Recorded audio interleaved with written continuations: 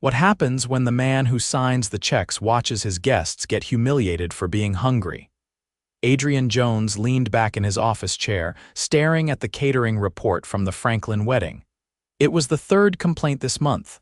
Cold food, rude staff. One even said the servers seemed annoyed that guests came up for seconds. He rubbed his temple. The company had grown fast, 20 locations across the state now. When he bought the business 7 years ago, it was a single mom and pop catering outfit. He scaled it, standardized it, built a reputation. But lately, something felt off.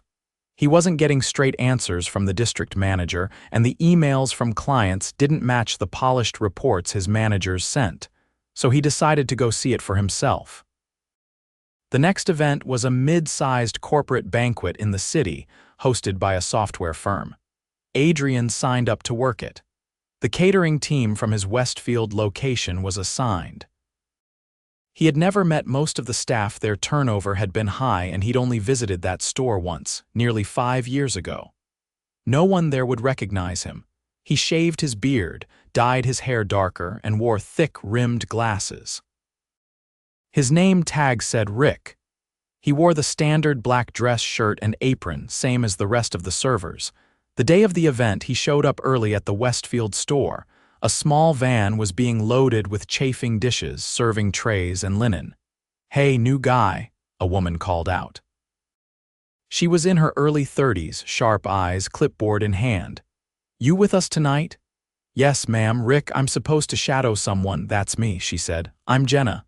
Head server. Stay close and don't get in my way." Her tone was clipped, efficient. Adrian nodded and kept quiet. He didn't want to tip anything off. The drive to the venue was quiet. Jenna barked orders at the others, 2 junior servers and 1 cook, while Adrian watched from the back row of the van. The other servers looked drained already. By 6 o'clock, the team had the buffet line set up in the hotel ballroom.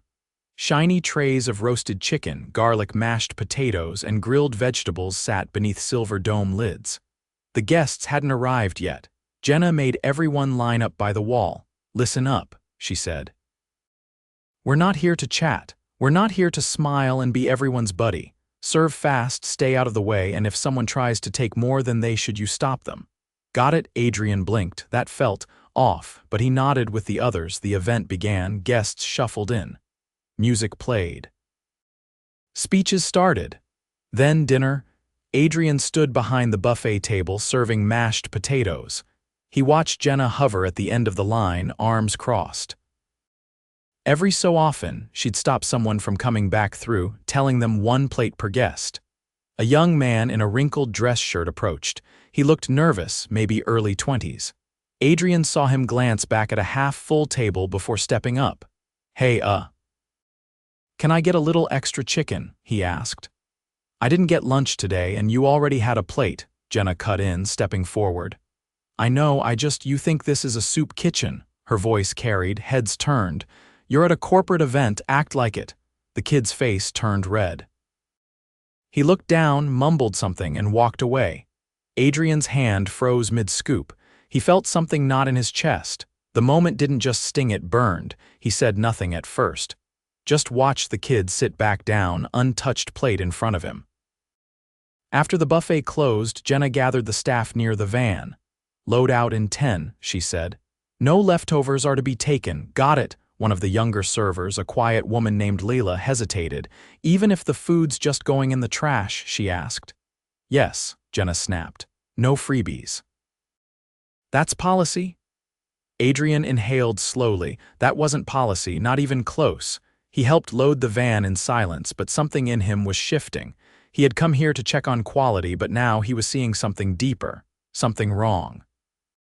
He rode back with the team, replaying the moment again and again in his mind. The humiliation in that guest's eyes, and the way Jenna had said it like it was normal.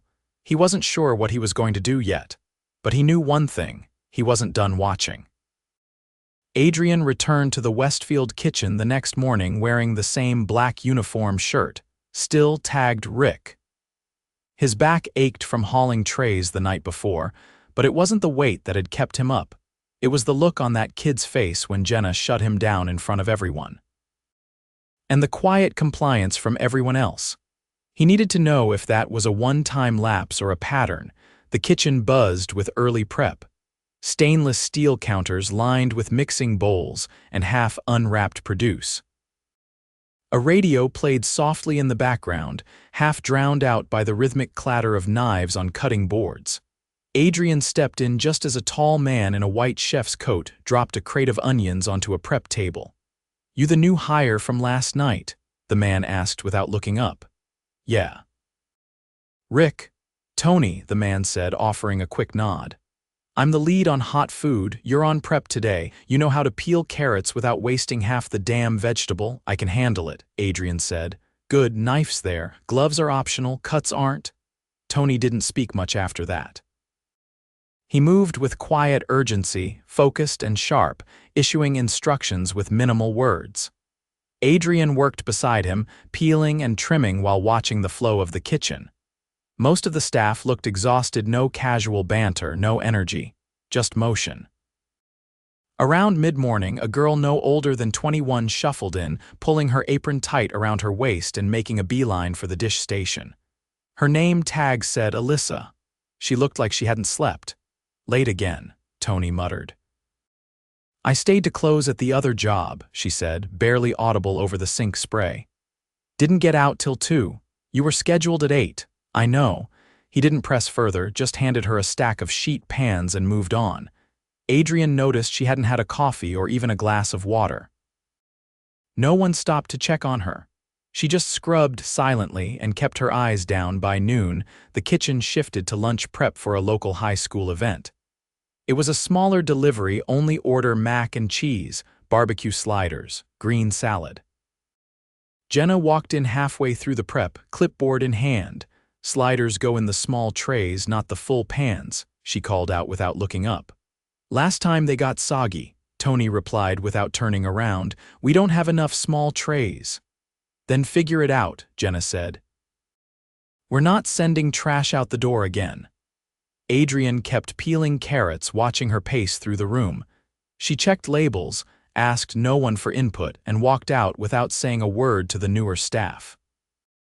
When the lunch order left, Tony leaned back against the prep table and pulled a towel from his pocket to wipe his forehead.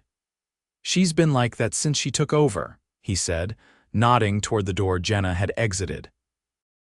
"No time for people, just paperwork. She's in charge of this location. Technically, yes, but she's not here most days until just before events. Admin stuff, she says." Adrian kept his voice casual. "How long's she been running the show?" 3 years. "Took over after the last manager got transferred. She was quick, organized, made the numbers look good, but people keep leaving." "Why?" Tony looked at him, then went back to slicing brisket. "Depends who you ask. Some say she's too strict. Some say she doesn't care what happens to the crew." "Me. I think she forgot what it's like to stand on this side of the counter." That afternoon, Adrian rode along on a delivery to a retirement facility. He was paired with a server named Marcus, a quiet guy in his 40s with steady hands and a tired gait. They unloaded trays, set up the food on folding tables, and greeted a few of the facility's staff. The residents weren't in the room yet. Marcus seemed decent, focused on doing things right, even if he didn't say much. On the ride back, Adrian decided to ask him something direct. "Can I ask you something?" Adrian said, keeping his tone light. "Sure." "Last night, that kid at the buffet, the one who wanted more chicken, was that normal?" Marcus kept his eyes on the road. "I didn't see what happened, but I know what you're talking about." "It's not the first time." Jenna said that's policy. Marcus shook his head. "Not written down anywhere. She just doesn't like people taking more than one plate. Thinks it makes us look unprofessional. Even if it means someone goes hungry, she doesn't think about it like that." Adrian watched the highway roll past the window. "Why does no one say anything?" "They do, quietly, nothing changes, and if you push too hard, your hours disappear." One guy asked for a sit-down about all this. Got moved to part-time the next week. Adrian didn't respond back at the store. The evening team started to arrive. Jenner returned just before 4, wearing a fresh blouse and heels. She spoke briefly with Tony, then disappeared into the small front office. Adrian hung back after his shift ended, pretending to wait for a ride. When the kitchen cleared out, he knocked on the office door. "Yeah," Jenna called. He stepped in. She looked up from the computer, one brow raised. "You need something?" "Just wanted to say thanks for the opportunity," Adrian said. "Been a while since I worked in a kitchen, trying to learn the ropes again." She leaned back. "You did fine. Keep your head down, don't question how we do things, and you'll stay on the schedule. Seems like a busy place." "It is, and we don't have time to babysit. Everyone's expected to carry their load." He nodded, then tilted his head. "You ever worry people might burn out?" She gave a short laugh. "Every job burns people out. That's not my problem, it's theirs. If they can't handle it, they're not cut out for this." He studied her face. No hesitation, no trace of concern. "Guess that explains the turnover," he said quietly. "What's that?" "Nothing." She turned back to her screen. "Close the door on your way out." That night, Adrian sat in his car outside the store for nearly 40 minutes. He thought about Alyssa, barely standing on her feet. About Marcus, avoiding eye contact as he told the truth no one wanted to say aloud. And about Tony, holding the kitchen together with quiet skill no one seemed to notice. But mostly, he thought about Jenna, how confident she was that no one would challenge her. How clearly she believed she was untouchable. He opened his phone and pulled up his operations director's contact. He didn't hit call. Not yet. One more day, he thought. One more shift. Then I deal with this, but deep down he knew he had already made up his mind. Adrian arrived early the next morning and waited in the alley behind the Westfield Catering kitchen, standing just outside the staff entrance. The sky was still gray, the pavement damp from an overnight drizzle. A rusted fan unit hummed above the door, vibrating softly against the brick wall. He kept his hands in his pockets, watching the staff filter in, some with headphones in, others with takeaway coffee, all wearing the same worn-down expression he'd seen over the last 2 days. Alyssa shuffled past him without noticing, her apron already tied and her eyes dull. It was barely 7, and she looked like she hadn't slept again. Inside, the lights flickered once before snapping fully on. Tony was already unpacking the morning-produced delivery, checking items off a clipboard as a vendor wheeled crates to the walk-in. Adrian joined him without a word, slipping into the rhythm of the prep work. No one asked questions.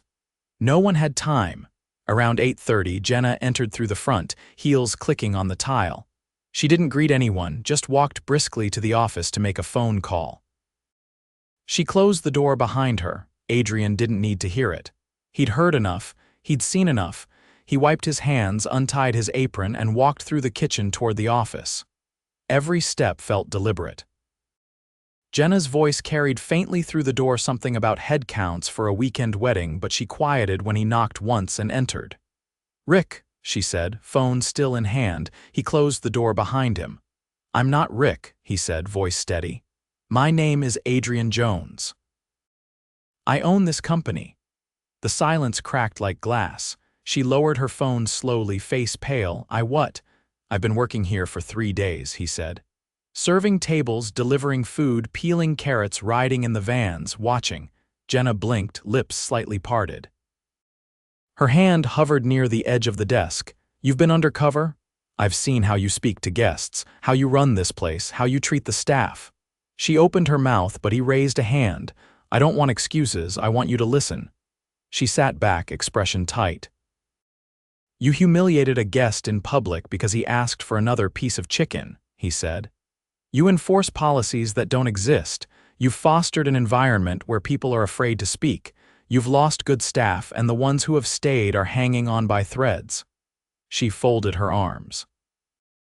"You don't understand what it takes to keep one of these locations operating. You think this runs on kindness. These people need order." "They need leadership," he said, eyes locked on hers. "And that's not what you're providing." Her jaw tightened. "I built this company on hospitality," he said. "Not just for clients, for employees too. Somewhere along the way you decided control mattered more than care. That ends today." she stood. "You're firing me." "I'm removing you from all supervisory authority effective immediately," he said. "You'll be escorted out after this conversation. HR will follow up with your departure documents. You are not to contact or direct any staff from this point forward." She stared at him, stunned. Then, without a word, turned and began gathering her things. Adrian didn't wait. He walked out and called Tony into the front of house. "We'll need a meeting," he said. 10 minutes, everyone." Tony hesitated, his eyes scanning Adrian's face for explanation. "I'm not Rick," Adrian said. "I'm the owner, and I need to speak to the team." Word spread fast. The kitchen froze in confusion as employees gathered near the dry storage room.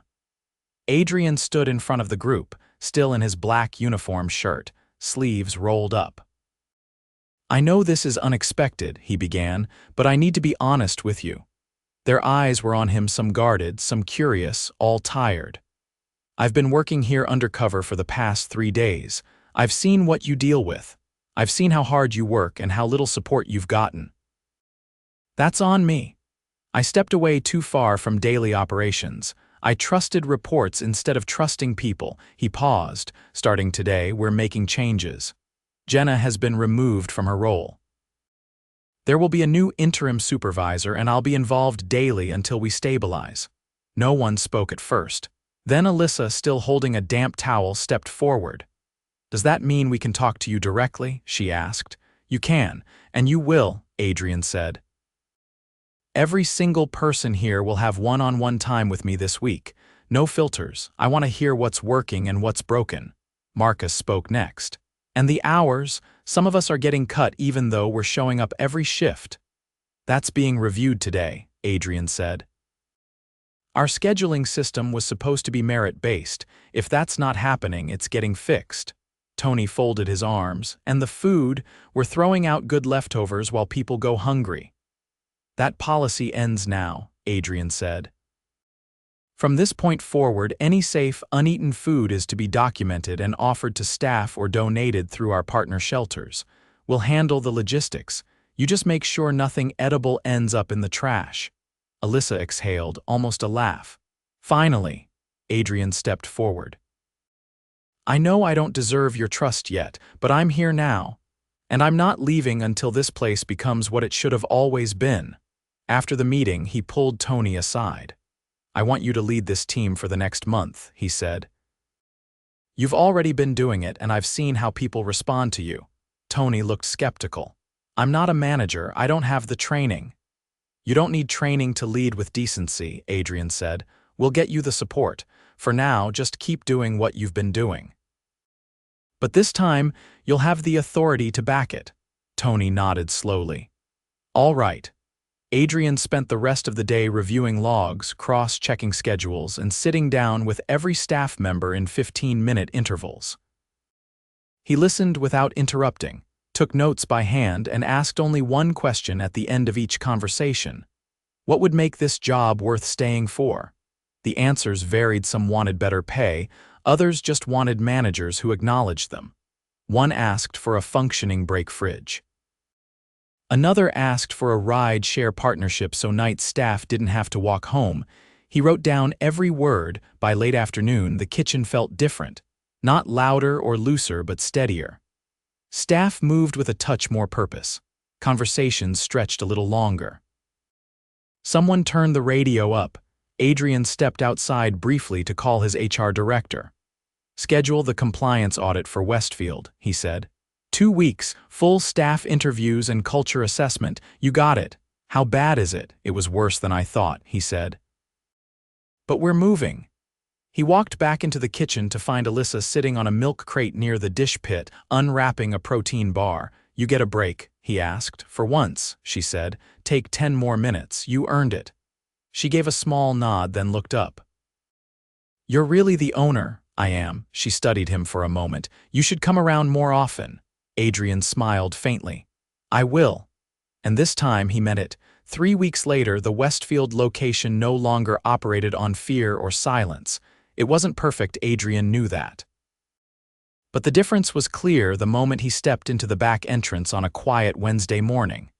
No eyes darted away. No one flinched when he entered the room. Tony stood at the prep table, reviewing the day's orders with two younger staffers. He wore a plain black polo, no manager badge, but everyone knew who to go to when something needed fixing. He looked up at Adrian and gave a small nod, then returned to the clipboard without ceremony. There was a quiet rhythm to the kitchen now. Movement with purpose, not panic. Adrian had kept his promise. Every employee had met with him privately. He'd taken their suggestions seriously. Some adjustments were already in place, others were in progress. A new scheduling system was being piloted, one that allowed employees to flag late-night shifts for review.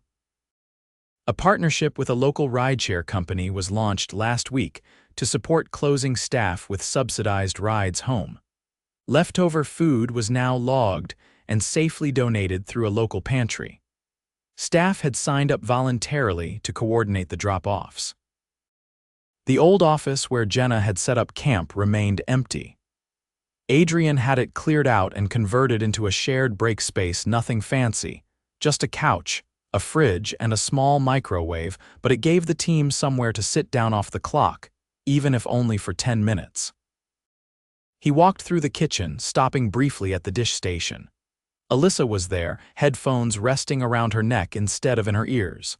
She was scrubbing a pan, but with less urgency than before. "You holding up?" Adrian asked.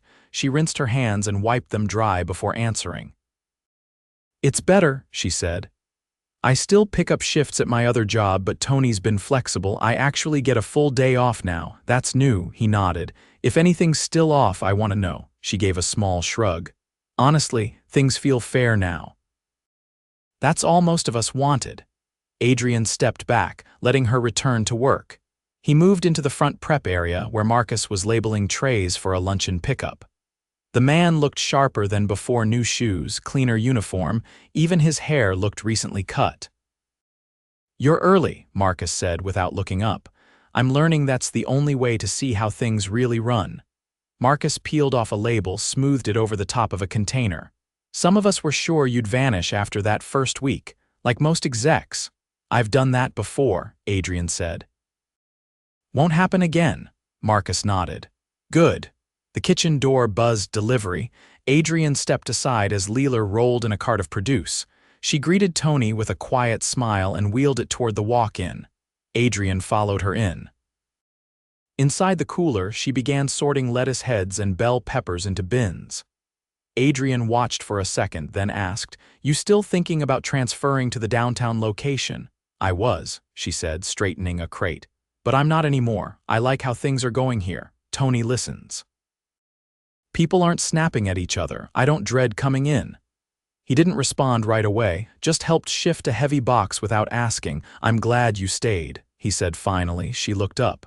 "Me too."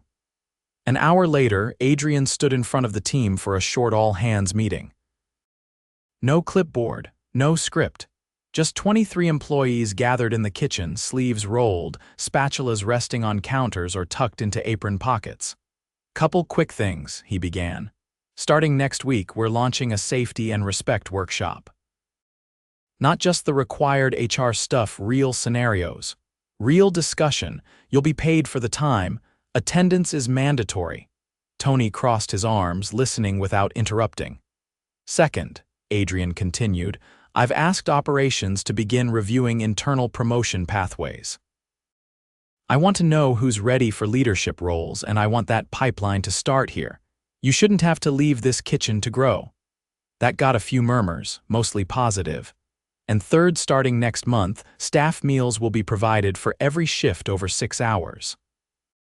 No more rationing leftovers. You work hard, you eat well, period. Alyssa raised an eyebrow from the edge of the group. Tony gave a short nod of approval. "I'm not here to micromanage," Adrian said, "but I will stay involved, because what happened here, what I let happen, can't happen again. You all deserved better, and now it's my job to make sure you get it." He stepped back. No applause, just quiet understanding. After the meeting, Tony approached him near the back sink. "You're making good on it," he said. "Not many would have followed through." Adrian met his eyes. "I didn't have a choice. That guest, the one Jenna embarrassed, I keep thinking about what it must have felt like, to be hungry and made to feel like a burden. Tony looked down, then back at the prep table where a new hire was learning how to portion pasta salad. You're not the only one who remembers, Adrian exhaled. We're rebuilding, Tony nodded once. Yeah, we are. Later that afternoon, Adrian drove out to the software company that had hosted the banquet. He had tracked down the guest, the young man who'd been denied a second plate. His name was Evan, and he worked in IT support. Adrian had called ahead and asked for 5 minutes. They met in the lobby. Evan looked uncertain but curious. I'm not trying to cause trouble, he said quickly. You're not, Adrian said. I wanted to apologize. I was there. I saw what happened. It wasn't right. Evan looked surprised. You were working the buffet. I own the company, Adrian said. I went undercover because we were getting complaints. What I saw that night, it shouldn't have happened to you or anyone else. Evan blinked. I didn't expect that. I figured people like you don't really notice. I didn't, not for a long time. That's the problem. Adrian handed him a small envelope. This is a pass for a private dinner from our executive catering team, no buffet lines. Just good food and people who treat you with dignity. Evan took it slowly. You really didn't have to do this. I did, Adrian said, because that moment changed how I lead my company. Evan gave a quiet nod.